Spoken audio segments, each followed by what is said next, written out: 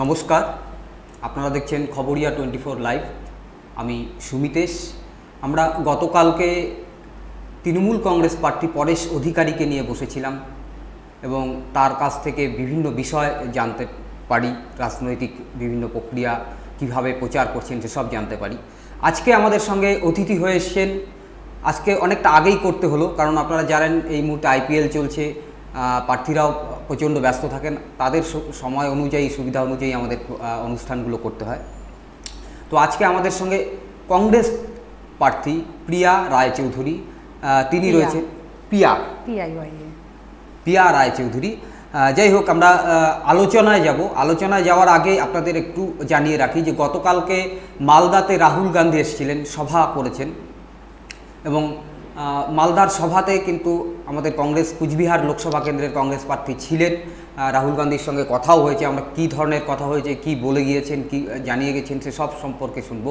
প্রথমেই দিদি, আপনাকে নমস্কার, আমাদের স্টুডিওতে স্বাগত জানাচ্ছি। এবং আপনার কাছে প্রথমেই আসি যে কালকে রাহুল গান্ধী ঠিক কী আলোচনা হলো আপনার সঙ্গে ব্যক্তিগতভাবে, বা কীভাবে প্রস্তুতি নিতে বললেন ভোটের, সেই সব যদি আমাদের দর্শকদের একটু জানান। আমি গতকাল রাহুল গান্ধীর সঙ্গে ছিলাম একই মঞ্চে, এবং পার্সোনালি রাহুল গান্ধীর সঙ্গে আমার কিছু কথোপকথন হয়েছে সেই মঞ্চে।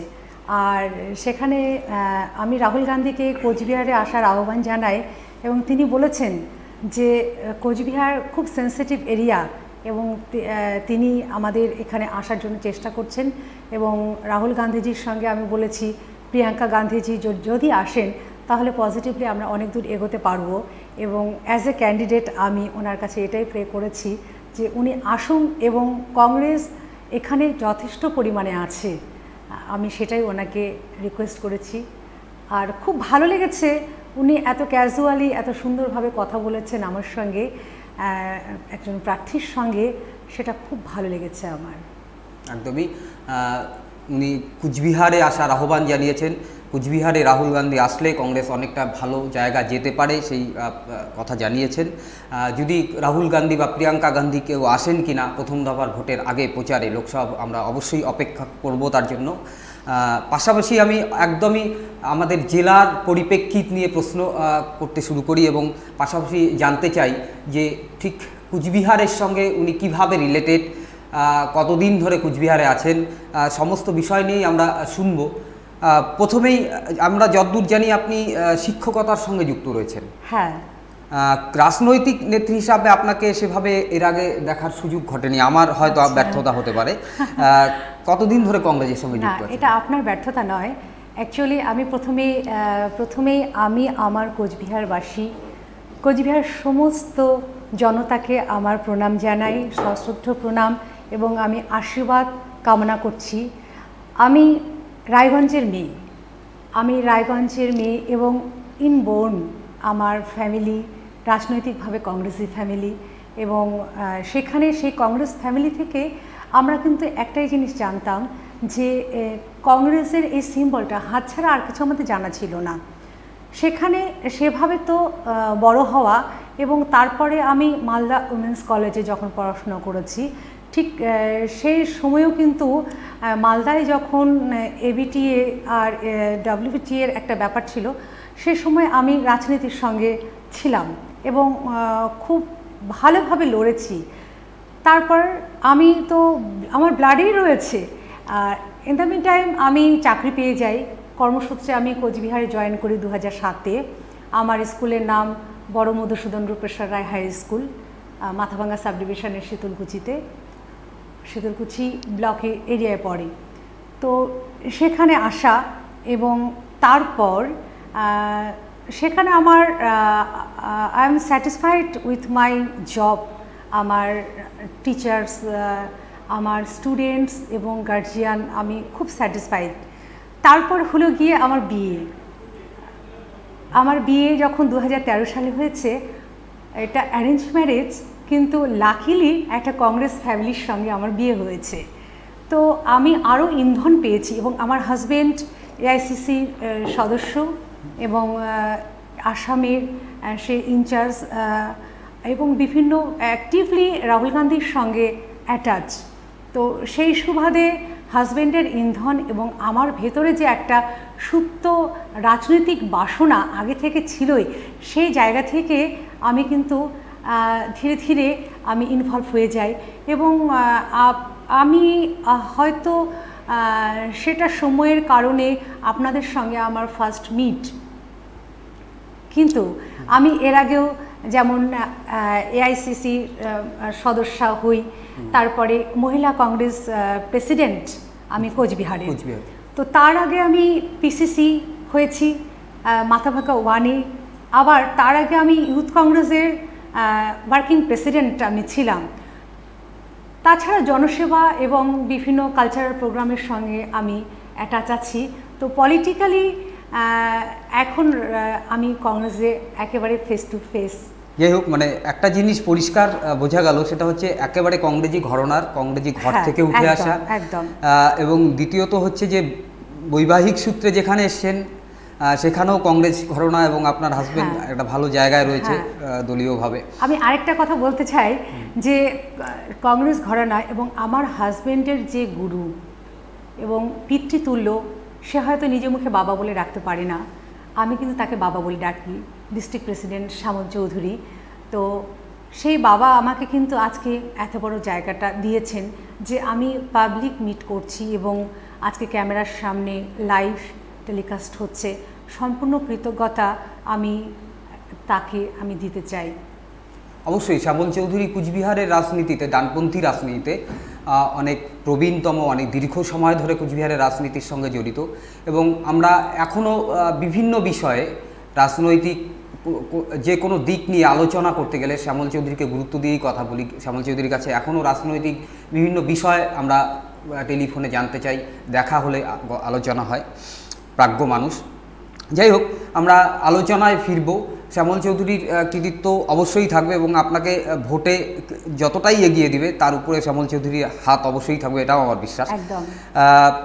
অন্যদিকে অন্য প্রশ্নে আমি চলে যাচ্ছি যে আপনার ফ্যামিলি, রায়গঞ্জের যে ফ্যামিলি, বাবা কি কংগ্রেসের সঙ্গে যুক্ত ছিলেন? অবশ্যই, আবার বাবা, কাকু, জেঠু প্রত্যেকেই কংগ্রেসের সঙ্গে যুক্ত। কিভাবে যুক্ত? এবং আমরা, আমার যেমন জামাইবাবু, বড় জামাইবাবু, সে কিন্তু এখন সত্যেন রায়, এখন তৃণমূলে আছেন, সে কিন্তু কংগ্রেস আমলে এমএলএ ছিলেন।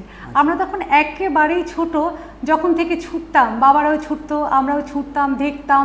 তো সে পরিস্থিতি থেকে তো একটা আমি দেখেছি, এবং আমি যখন এই নমিনেশন সাবমিট করলাম, আমার জেঠু, আমার বাবা নেই, বাবা আজকে থাকলে অনেক বেশি খুশি হতো, এবং বাবা এখানে এসে আমার মনে হয় সেই কাজগুলো বাবা অনেকটা হেল্প করতো। আমার জেঠু, সবথেকে বড় জেঠু, সে আমাকে কিন্তু ইন্সপায়ার করছে। আমার মা বারবার বলছে, তোর এখন আমার সঙ্গে ফোনে কথা বলার দরকার নেই, তুই মানুষের সঙ্গে কথা বল, সবার সঙ্গে কথা বল, তুই যেমন মনের মানুষ, সেই বার্তাটা সবার কাছে পৌঁছে দে। তো এই যে কংগ্রেস ফ্যামিলির একটা সাপোর্ট, সেই জায়গাটা বিশাল বড় একটা জায়গা। আপনি একদিকে তো রায়গঞ্জ, তারপরে মালদাতে পড়াশোনা, সব মিলিয়ে সেখানেও একটা কংগ্রেসের আবহ ছিল। প্রিয়রঞ্জন দাসমুন্সির এলাকা, গনি খানের এলাকা, এখনো বলতে গেলে যে মালদা, রায়গঞ্জ, মুর্শিদাবাদ, এইসব এলাকায় কংগ্রেসের একটা অন্যরকম গুরুত্ব আছে।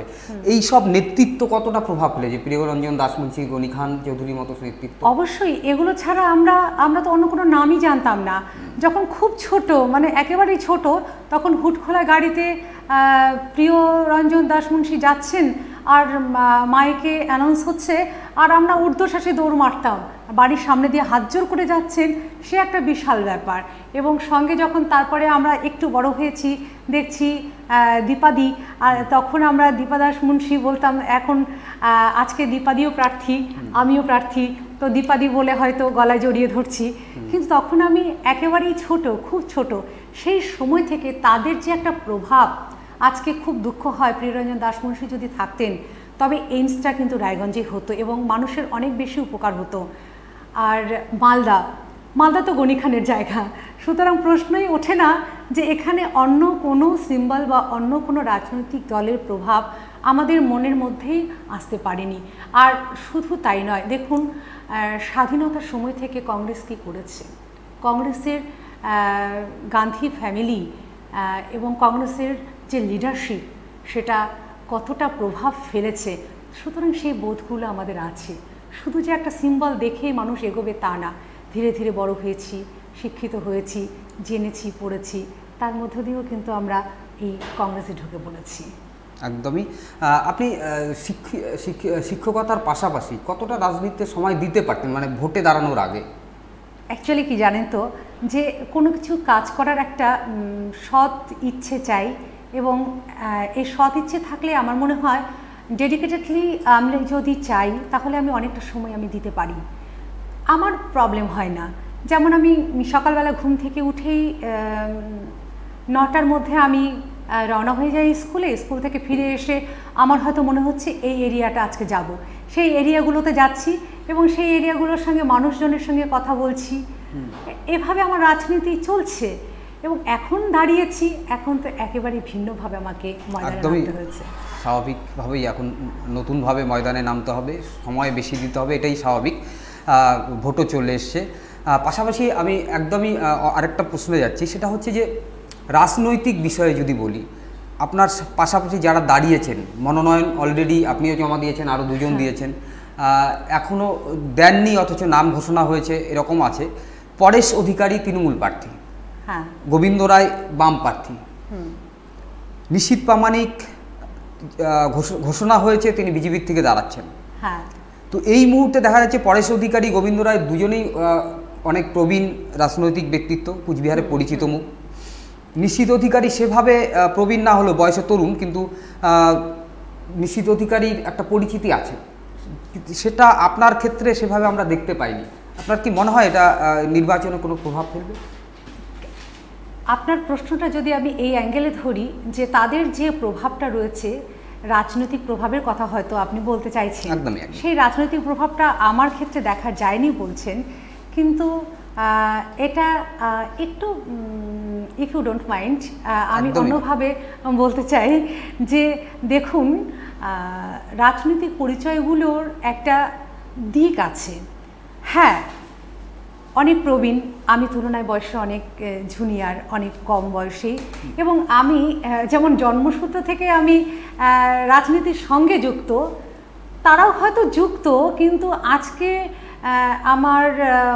আমি কারো বিরোধী কথা বলতে ভালোবাসি না, কিন্তু আমি বাধ্য হচ্ছি যারা দাঁড়িয়েছেন প্রার্থী হিসেবে তাদের এই রাজনৈতিক পরিচয়ের সঙ্গে সঙ্গে কিছু কিন্তু কালিমাও আছে, একদমই বিভিন্ন অভিযোগ রয়েছে, এবং বিভিন্ন অভিযোগ রয়েছে। সেই অভিযোগগুলোকে আমি সামনে আমজনতার সামনে তুলতে চাইছি না, কারণ তারা নিজেরাই সচেতন।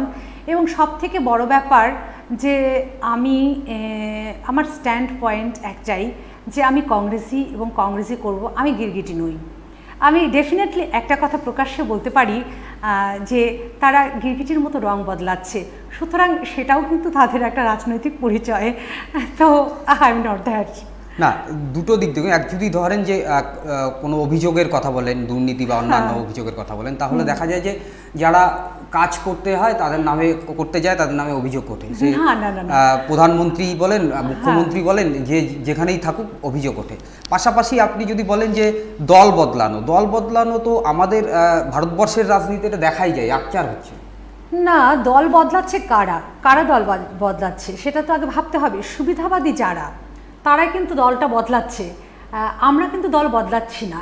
এবং এখনো পর্যন্ত আমি মনে করি যারা কংগ্রেসে আছে তারা কিন্তু একদম নিখাত, একদম খাঁটি সোনার মানুষগুলোই কিন্তু কংগ্রেসে আছে। আবার পরক্ষণে আমি এটা বলতে চাইবো, আজকে তৃণমূলের সৃষ্টি হয়েছে কংগ্রেস থেকেই। তৃণমূল তো তার আগে আসেনি, ভারতবর্ষ স্বাধীন কিন্তু তৃণমূল করেনি, তাই নয় কি? তো সেই জায়গা থেকে তৃণমূলে একটা সৃষ্টি হয়েছে, সেখানে এখনও অনেক মানুষ আছে যারা বাধ্য হয়ে তৃণমূলকে সাপোর্ট করেছেন। সেই খাঁটি মানুষগুলোর উপরে রং চাপানো হয়েছে। তো সুতরাং এখানে তারা, আপনি বলছেন, আপনার প্রশ্নটা বলছেন যে তারা তাদের পরিচয়ের ব্যাপারটা কতটা প্রভাব ফেলবে, কিন্তু ইয়াং জেনারেশন আমার মনে হয় যে রাজনৈতিকভাবে আমাকে বেশি দেখতে না পেলেও দেখেছেন, যারা দেখবার, যারা জানবার, তারা বিভিন্ন সোশ্যাল মিডিয়াতেও দেখেছেন।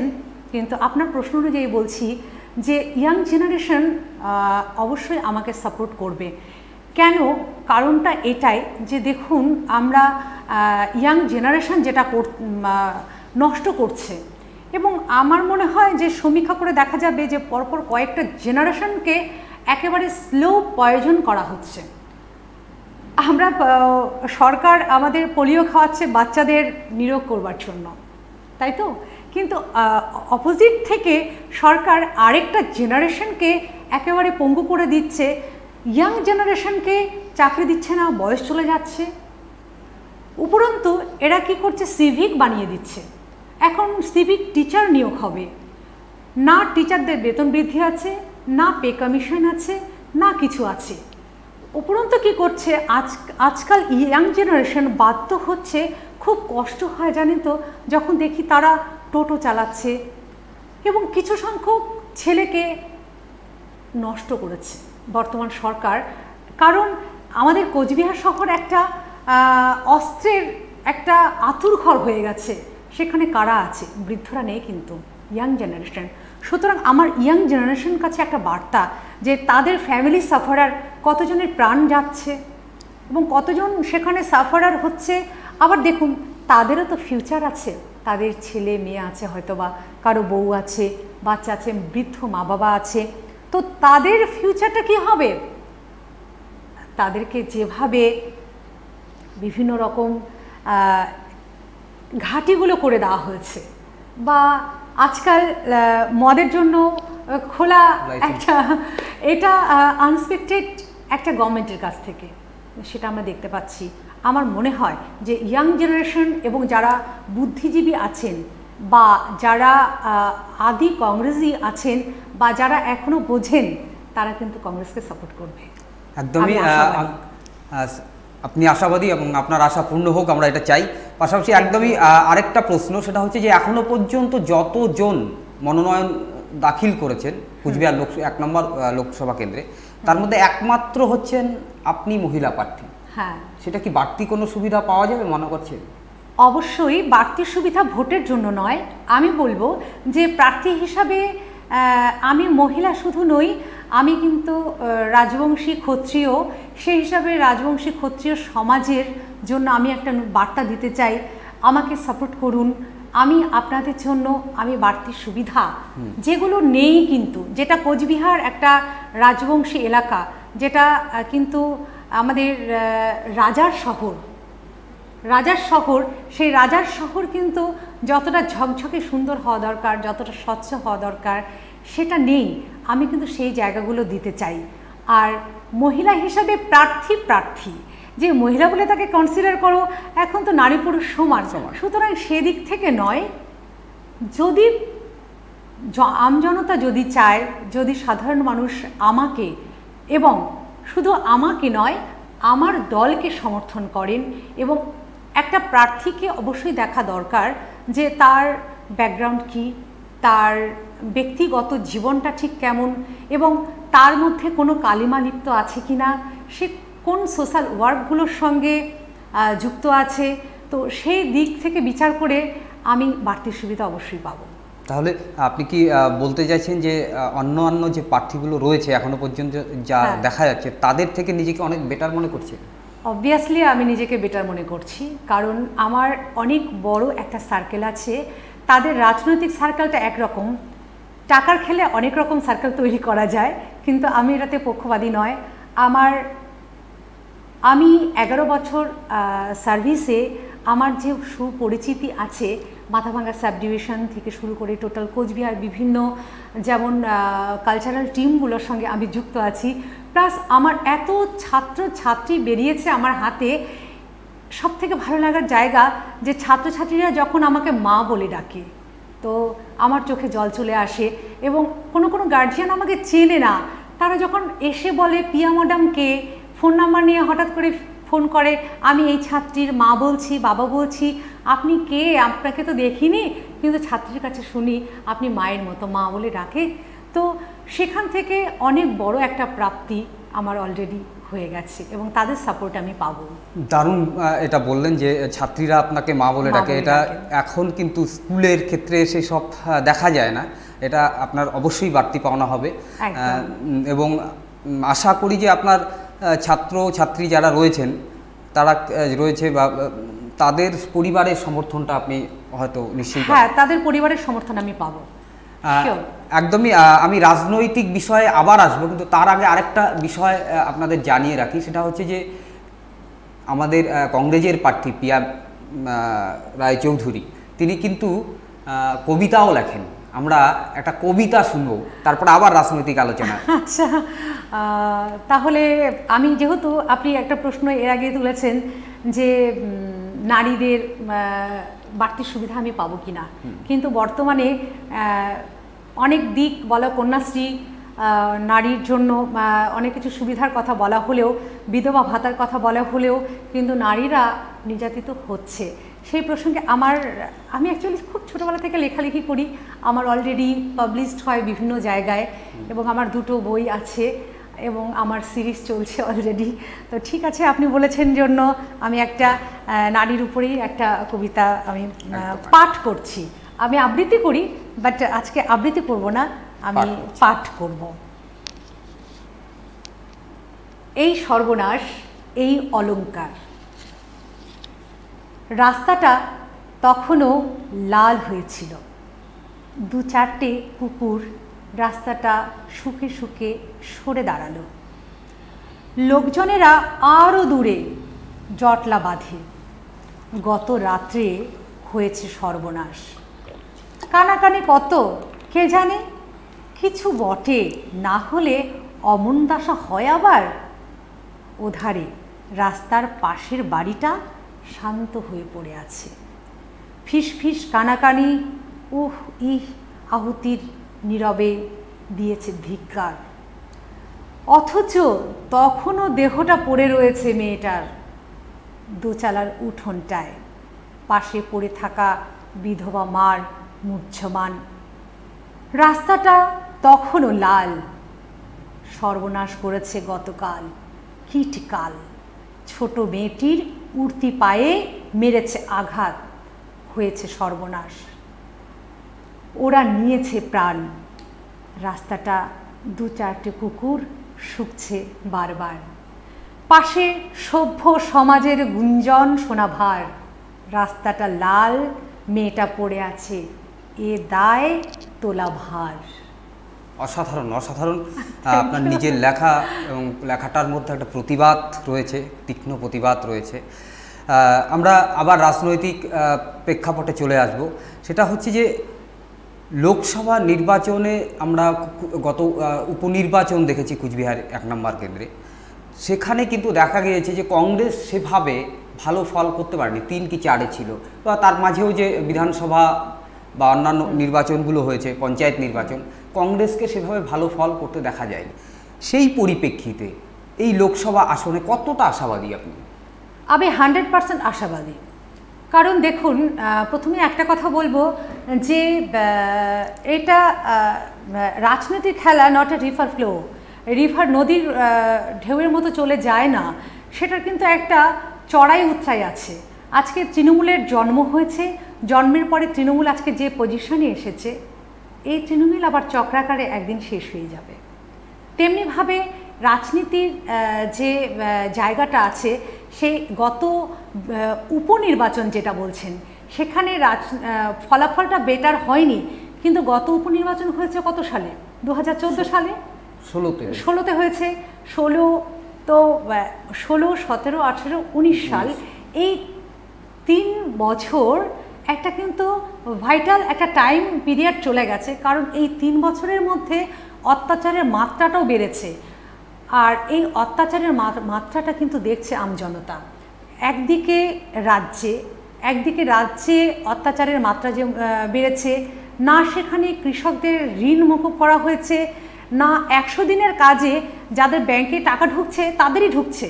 কিন্তু আমজনতা যদি বলি, তাহলে বহু আমার কাছে উদাহরণ আছে, আমি নাম বলতে চাই না ফ্যামিলিগুলোর, কারণ কি না সেটা ব্যক্তিগত আক্রমণ হতে পারে তাদের উপর। এখনও সেই সমস্ত ফ্যামিলিগুলোর অ্যাকাউন্ট আছে, অথচ সেখানে কোনো কাজ করেছে, কোনো টাকা ঢুকছে না। বিধবা ভাতা, ওই ফ্যামিলিগুলো মার্কিং হয়ে গেছে, দেয়ার কংগ্রেস ফ্যামিলি, তাদের জন্য বিধবা ভাতা বা বার্ধক্য ভাতা সেটাও কিন্তু দেওয়া হচ্ছে না।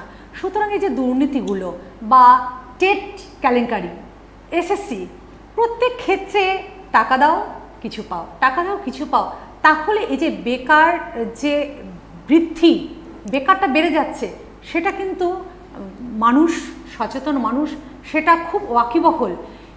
এখনও ধর্ণা দিয়ে পড়ে আছে। আমাদের মুখ্যমন্ত্রী কি গেছেন সেখানে? একজন অন্তঃসত্ত্বা মিসক্যারেজ হয়ে গেছে এবং কতজনের প্রাণ যায় যায় অবস্থা হয়ে আছে। সেই জায়গা থেকে কিন্তু একটা খুব বাজে বার্তা, সরকারের নামে একটা বাজে বার্তা জনতা অলরেডি আমাদেরকে বলছেন। তারা বলছেন যে এই সরকার আর নয়, তৃণমূল সরকারের আর দরকার নেই। কারণ তিনি প্রতিশ্রুতি যে কারণে বাম সরকারকে হটিয়ে দিয়ে তৃণমূল এসেছিল, কিন্তু তৃণমূল তার থেকেও বেশি গদ্দারি করছে, নোংরামি করছে, মানুষের প্রাণ নিয়ে খেলছে, কত মার্ডার হচ্ছে তাদের। কিন্তু যার জন্যই আজকে নিজেদের মধ্যে, দলের মধ্যে এতটাই যুদ্ধ চলছে যে তাদের ভাড়া করা, কি বলবো, বা তারা টাকা ডোনেট করেছে সেইভাবে প্রার্থী মনোনয়ন করতে হয়েছে। এর থেকে লজ্জার বোধহয় আর কিছু হয় না। এটাই কিন্তু আমি বলবো তৃণমূল যে সরকারটা এসেছে এটা তাদের একটা ব্যর্থতা অ্যাজ এ সরকার। আমি আপনার কথা শুনে বুঝতে পারছি সেটা হচ্ছে যে মূলত প্রচারে টার্গেট করছেন তৃণমূল না। আমি বলছি এবার আমি যদি কেন্দ্রে যাই, তাহলে কেন্দ্রের বিজেপি যেটা প্রথম আমি বলবো যে একটা সাম্প্রদায়িকতার ব্যাপার কিন্তু তুলে ধরেছে। কে কি খাবে না খাবে, মানুষের একটা স্বাধীন চেতা মানুষকে, কারণ ভারতবর্ষ একটা গণতান্ত্রিক, সার্বভৌম এবং ধর্ম নিরপেক্ষ। কোনো ধর্মে আমি আজকে হনুমান মন্দির, আজকে রাম মন্দির নিয়ে কথা বলে মানুষকে বিব্রত করতে পারি না। কারণ ভারতবর্ষে প্রত্যেকটা রক্ত ভারতীয় রক্ত, সেটা হিন্দু হোক, মুসলিম হোক, শিখ হোক, বৌদ্ধ হোক।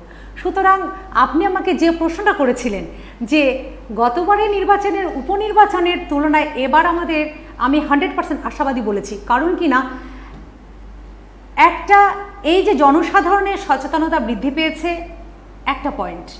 সেকেন্ড হচ্ছে যে ক্যান্ডিডেট কেমন ছিল। আমি অবশ্যই মনে করি গতবারের তুলনায় একজন ক্যান্ডিডেট হিসাবে আমি নিজেকে যোগ্য মনে করি এবং জনতা অত্যাচারের শেষ সীমায় পৌঁছে গেছে। না, যেভাবে আপনার সঙ্গে কথা বললাম বা আমরা জেনারেলি দেখছিও প্রচারে, কংগ্রেস নেতাদের মূলত হচ্ছে রাজ্য সরকারের বিরুদ্ধে মুখর থাকতে বেশি দেখা যাচ্ছে। কালকে রাহুল গান্ধীও মোদি, মমতা দুজনকেই টার্গেট করেছিলেন। তো সেই পরিপ্রেক্ষিতে দাঁড়িয়ে আপনার কি মনে হয় না আমাদের এই রাজ্যে বিজেপি বাড়তি সুবিধা পেয়ে যেতে পারে?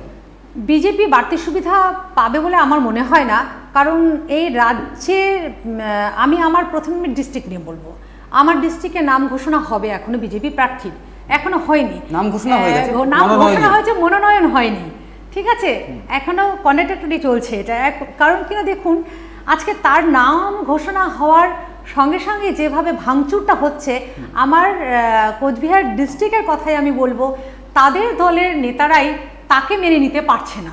কেন মেনে নিতে পারছে না? কারণ সে তো এসেছে তৃণমূল থেকে। তৃণমূলের যে গিরগিটির মতো রং পাল্টে আজকে আসতে পারে বিজেপিতে, সেই বিজেপি থেকে কি আর কদিন বাদে সুবিধার জন্য যেতে পারে না? আবার এদিকে দেখুন, পরেশ অধিকারী যার মেয়ের পরীক্ষা দেয়নি, কত ছেলে মেয়ে পরীক্ষা দিয়ে আজকে তাদের চাকরি হচ্ছে না, তাদের রাস্তায় রাস্তায় ঘুরতে হচ্ছে, বসে থাকতে হচ্ছে, মারা যাচ্ছে পর্যন্ত। সেখানে পরেশ অধিকারী তার মেয়ের চাকরি হয়ে গেল এবং একটা ডিটে সই করে সে সেখানে এক ক্যান্ডিডেট হিসাবে এলেন। সেখানে কিন্তু তৃণমূলও তাকে, প্রকৃত তৃণমূল এবং যারা প্রকৃত কংগ্রেস থেকে তৃণমূলে আশাবাদী হয়ে গেছিলেন, তারাও কিন্তু মেনে নিতে পারছেন না। সুতরাং এটা আমার জেলায় আমি বলবো যে বিজেপি লাভবান হবে না এবং তৃণমূলও লাভবান হবে না। তাহলে কি আশা করছেন যে আপনারাই লাভবান হবেন? হ্যাঁ, আশা করছি যে আমরাই লাভবান হব। একদমই, অবশ্যই যখন প্রতিদ্বন্দ্বিতা করছেন, লড়াইয়ের ময়দানে নেমেছেন, আশা তো থাকতেই হবে, না হলে লড়াই কিভাবে করবেন সেটা অবশ্যই ঠিক। মূলত আমি যে প্রশ্নে আসতে চাই সেটা হচ্ছে যে সর্বভারতীয় স্তরে বিজেপির বিরুদ্ধে যে ইস্যুগুলো তুলে ধরা হচ্ছে, সেই সব কি আপনি প্রচারে নিয়ে আসছেন কোচবিহারের ক্ষেত্রে? কিছু বাইন্ডিংস তো দিয়ে দেওয়া হয়েছে, আপনারা জানেন। যেমন আমাদের তুলতে হচ্ছে কি বাইন্ডিংস, যে আমরা পুলওয়ামা নিয়ে কথা বলতে পারবো না, একদম। তো সেটা একদম জোর করে মুখে সেলোটেপ আটকে দেওয়ার মতো অবস্থা হয়েছে। কারণ এটা নিয়ে এত বলার আছে যে সত্যিকারের কথা। যখন ওই 40টা বডি 42টা বডি পরপর আমি দেখছিলাম, আমি সমানে অঝরে কেঁদে যাচ্ছিলাম। খুব খারাপ লাগছিল সেই জওয়ানদের জন্য, কিন্তু সেই শুধু দুঃখ আজ প্রকাশ করতে পারছি, কিন্তু প্রতিবাদ করতে পারছি না। দেখুন একটা জিনিস আপনি দেখুন, সেটা হচ্ছে যে এই যে ঘটনা পরিপ্রেক্ষিত যা হয়েছিল, তারপরে কিন্তু গোটা ভারতবর্ষ জুড়ে একটা নতুন করে দেশপ্রেম জাগ্রত তৈরি হয়ে যায়। যেটা কি আপনার মনে হচ্ছে না এই দেশপ্রেমটা বাড়তি সুবিধা নির্বাচনে নিয়ে নিতে পারে বিজেপি? বাড়তি সুবিধা বিজেপি পাবে বলে আমার মনে হয় না। কারণ দেখুন, দেশপ্রেম মানুষের কতটা আছে, ভারতবাসী যে ভারতবাসী তা প্রুফ হয়েছে। মেবি সেটা গট আপ গেম হতে পারে, আমি যেতে চাইছি না কারণ নিষেধাজ্ঞা আছে বলে। তাছাড়াও দেখুন, রাফায়েলের নথি চুরি হয়ে গেল, রাফায়েল নিয়ে যে কেলেঙ্কারি চলছে সেটার জবাব কিন্তু আদৌ দিচ্ছে না। কি মানুষ কি জানে না? ভারতবর্ষর মানুষ যাদের মধ্যে এত দেশপ্রেম আছে, তারা এটা কিন্তু জানার চেষ্টা করছে। তারা কিন্তু জানছে যে এখানে একটা নোংরামির খেলা চলছে। সুতরাং এটা যে রাজনীতির ক্ষেত্রে বিজেপি গেইনার হবে বলে আমার মনে হয় না, আপনারা উচিত নয়। জনতার কাছে এই বার্তাটাও আমি দিতে চাই যে একটা খোলসধারী সরকারকে কখনোই দাঁড় করানো যেতে পারে না। সর্বভারতীয় স্তরে বিজেপি বিরোধী যতগুলো রাজনৈতিক দল আছে, আপনারা প্রধান বিজেপি বিরোধী। তারপর দেখুন জিএসটি সাধারণ মানুষের ধীরে ধীরে কোপ দিচ্ছে, একটু একটু করে ব্লেড দিয়ে চিরে চিরে তাদের রক্ত চুষে নিচ্ছে। জিএসটি, নোটবন্দিতে কতজনের প্রাণ চলে গেছে, তাতে আখেরে কি নোটবন্দির টাকাগুলো সত্যিই এসেছে? নথিগুলো আপনারা জানেন। এগুলো নিয়ে ডিসকাস করলে আমি হয়তো আপনার অন্য প্রশ্নের উত্তর দিতে পারবো না। মূলত আমি দেখি যে আপনারা মূলত হচ্ছে নোটবন্দি, জিএসটি, এনআরসি এসব প্রসঙ্গগুলো তুলে ধরেন প্রায় সব বিরোধী রাজনৈতিক দলগুলো। কিন্তু সার্বিকভাবে আপনি যদি দেখেন তাহলে যে বিজেপির হিন্দুত্ব এবং আপনার দেশপ্রেম, এই দুটো যেখানে চলে এসছে, মানুষ যেভাবে এটাকে নিয়ে আলোচনায় মত্ত হয়ে আছে, সেখানে বিরোধী রাজনৈতিক দলগুলো কতটা এই নোটবন্দি বা জিএসটি নিয়ে মোকাবেলা করতে পারবে আপনার কি মনে হয় সার্বিক ক্ষেত্রে? আমি মনে করি যে সরকার, বিজেপি এবং যারা বিরোধী দলের মধ্যে প্রধান বিরোধী দল হচ্ছে কংগ্রেস এবং আদার্স দল, প্রত্যেকেই কিন্তু এটাকে মেনে নিতে পারেনি। নোটবন্দি বলুন, জিএসটি বলুন, বা কথা দিয়ে কথা রাখেনি। আমি 200 কোটির চাকরি দেবো বছরে, কোথায় চাকরি, কোথায় আমার অ্যাকাউন্টে টাকা, কেন বলছেন? কোথায় কৃষি ঋণ মকুফ হয়েছে, কেন বলছেন? Why telling lie? মিথ্যে নয়, মিথ্যাচার মানুষের সঙ্গে করবেন না। আম জনতার সঙ্গে, আমার নিজের রক্তের মানুষের সঙ্গে মিথ্যাচার করবেন না। সেই জন্যই আমি বলবো যে একেবারে এতে আমরা দেখুন, খুব ভালো লাগে যখন পূর্বাবারে এই ঘটনাটা ঘটেছিল, রাহুল গান্ধী এক বাক্যে বলেছিল, সরকার যা ডিসিশন নেবে দেশের স্বার্থে আমি আছি। কেন? কারণ দেশের মর্মটা আমরা বুঝি বলে। পাশাপাশি আরেকটা জায়গায় যাই, সেটা হচ্ছে যে ইস্যু তো প্রায় একই রকম, ইস্যুগুলো নিয়ে আপনারা তুলে ধরছেন। আপনি মোদি, মমতা সবার বিরুদ্ধেই আপনারা বলছেন, সবই ঠিক আছে, কিন্তু নির্বাচনে জিততে গেলে সবথেকে বড় হাতিয়ার যেটা সংগঠন লাগে। কোচবিহারে আপনার কি মনে হয় জেতার জন্য পর্যাপ্ত সংগঠন আপনাদের কোচবিহারে রয়েছে? হ্যাঁ, পর্যাপ্ত সংগঠন আছে, কিন্তু বিগত বছরগুলোতে কি হয়েছে যে আমি রাজনৈতিকভাবে দীর্ঘদিন যেহেতু যুক্ত আছি, আমি নিজে দেখেছি এবং আমার ব্যক্তিগত আজকে একটা অভিজ্ঞতা বলতে বাধ্য হচ্ছি। আমি খুব কম বয়সে চাকরিতে জয়েন করেছি, তো এবং যেখানে হাত সিম্বল থেকে একটা লাল জায়গায় এসে পৌঁছেছিলাম, তখন আমাকে এবিটিএতে সই করতে বলা হয়েছিল। প্রথমবার না বুঝে সই করেছিলাম, বলেছিল এই ফর্মে সই করুন। আমার পড়ার প্রয়োজন ছিল না এবং পড়তেও হবে না, এই ধরনের একটা বার্তা এসেছিল। এবং আমি সেকেন্ড টার্ম যখন এলো, আমি বুঝে গেলাম আরে এটা তো আমার সঙ্গে ভুল হচ্ছে। ঠিক সেমভাবে মানুষকে এখনও যারা কংগ্রেসি, তারা কিন্তু তৃণমূল, নতুন করে যে তৃণমূলটা জন্ম নিয়েছিল, সে কংগ্রেসিরা যে ভালোর আশা রেখে তৃণমূলে গিয়েছিল, সেখানে ভালো কিছু পায়নি। সুতরাং তারা কিন্তু কংগ্রেসি ব্লাডটা কিন্তু তাদের মধ্যে আছে, সুতরাং তারা কিন্তু কংগ্রেসের দিকেই টার্ন নেবে। একদমই। এখন আপনার প্রচার প্রসঙ্গে আমরা আমাদের সংগঠন, সেই জন্য বলবো, সংগঠনগুলোকে আমরা খুঁটিয়ে খুঁটিয়ে বার করার চেষ্টা করছি এবং সংগঠনে প্রত্যেকটা জায়গা থেকে ফোন আসছে, আমরা হাতে এবার সিম্বল পেয়েছি, আমরা ভোট দেব। আমরা শুধু একটাই বার্তা পৌঁছাতে চাই জনগণের কাছে যে আপনারা আপনার ভোটটা দিন, আপনার কাউকে ভয় পাওয়ার কোনো দরকার নেই। আপনি ভয় পেয়ে ভোটে, এর আগে কি নির্বাচন হয়েছে সঠিক বলুন তো? পঞ্চায়েত নির্বাচনে কোথাও প্রার্থী নেই আপনাদের, প্রার্থী জিততে পারেনি সেভাবে জেলাতে। পারবে কি করে? ভোট হয়েছে। আমি যদি প্রশ্ন করি মিডিয়াকে, আমি যদি প্রশ্ন করি মানুষকে, আমি যদি প্রশ্ন করি তৃণমূলের নেতাদের, তারা একবার বলুন তো বুকে হাত রেখে যে সঠিক অর্থে নির্বাচন কি হয়েছে? সঠিক অর্থে নির্বাচন হয়নি, ভোট চুরি হয়েছে। আমার শহর রায়গঞ্জে কি হয়েছে? শহরে, গ্রামে তো ছেড়ে দিন, গ্রামের মানুষ তো আরও ভয় পায়। শহরে আমার ফ্যামিলি মেম্বারই ভোট দিতে পারিনি। 100 টাকা আর 1 কিলো মাংস জায়গায় জায়গায় রাখা হয়েছে, এই যে আপনার হাতে ধরিয়ে দেওয়া হয়েছে। শিক্ষিত ব্যক্তি বলা হয়েছে আপনার মেয়ে আছে তো দাদা, বুঝতে পেরেছেন, এই মাংসটা নিতেই হবে হাতে, নিন টাকা নিন, 100 টাকা আর মাংস, 1 কিলো মাংস হাতে দিচ্ছে। কতটা ধিক্কারজনক এই ভোট। নির্বাচন হয়নি। কোচবিহারেও একই রকমভাবে নির্বাচন হয়নি। আজকে যার জন্য রাজকুমারকে প্রাণ দিতে হয়েছে কিছু প্রতিবাদ করার জন্য। আমরা আলোচনায় আছি, এখনও আরও কিছু প্রশ্ন রয়েছে। একটু নির্বাচনে কিভাবে প্রচার হচ্ছে দিদির কাছে সেটা জেনে নিব। আজকে তো রবিবার ছিল, সমস্ত রাজনৈতিক দল সকাল থেকেই প্রচুর জোর দিয়েছিল প্রচারের ক্ষেত্রে। আমরা দিদিকেও দেখেছি যে শহরের বিভিন্ন এলাকায় প্রচার করেছেন। আজকে কোথায় কোথায় ঠিক প্রচার করলেন? প্রথমে আমি যেমন গত রাতে ভোরবেলা ফিরেছি রাহুল গান্ধীর ওখান থেকে, তারপরে প্রথমেই সকাল থেকে খুব ভালো থ্যাঙ্কস টু মিডিয়া, প্রত্যেকটা খবর চ্যানেলকে, এবং তারা যে শুরু থেকে সকাল থেকে বিভিন্নভাবে ফোনাফুনি করে আমার কাছে সময় চাইছে, আমি খুব ধন্যবাদ জানাই তাদের। আর সকালবেলায় আমার অফিসে, পার্টি অফিসে আমাদের কোচবিহার টাউন ব্লক নিয়ে সমস্ত কর্মীদেরকে নিয়ে আমাদের প্রাথমিকভাবে বৈঠক ছিল, এবং তারপরে আমি শহরের মধ্যেই প্রচার করেছি। আমি বাড়ি বাড়ি গিয়ে, ডোর টু ডোর গিয়ে আমি প্রচারটা সেরেছি।